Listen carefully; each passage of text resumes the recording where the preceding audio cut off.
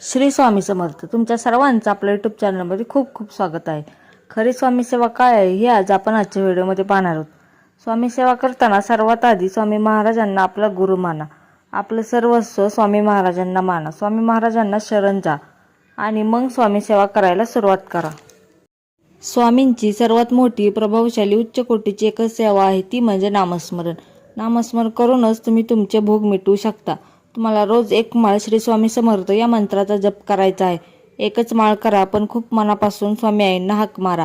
स्वामी आई लेकरांच्या हाकेला धावून येतातच. नामस्मरण ही सर्वात मोठी सेवा आहे. नवीन स्वामी सेवा करताना फक्त 1 ते 1.5 महिने फक्त नामस्मरण करा.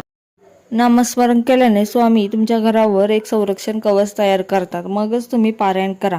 पारायण करताना पारायणाचे शब्द नीट वाचा.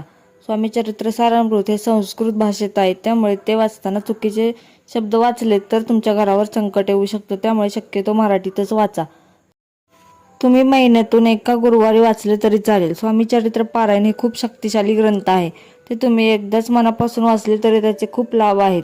तारक मंत्र दिवसातून एकदा म्हणायचा आहे. तुम्हाला जमलं तर मठात मंदिरात जाऊन सेवा करा. तिथे जाऊन सेवा काय करायची आहे? झाडू मारायचा आहे, कचरा उचलायचा आहे, गरिबाला अन्न द्यायचं आहे, एखाद्याला मदत करा. ही खरी स्वामी सेवा आहे.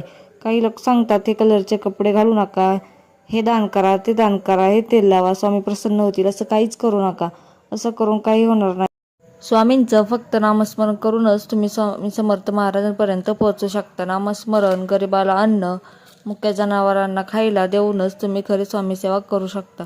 कोणत्याही तंत्रमंत्र करून तुम्ही स्वामींना प्रसन्न करू शकत नाही. चुकीची स्वामी सेवा करू नका, नाहीतर तुमच्या घरावर संकट येईल. सेवा करताना तुम्ही कोणत्याही कलरचं वस्त्र घालू शकता.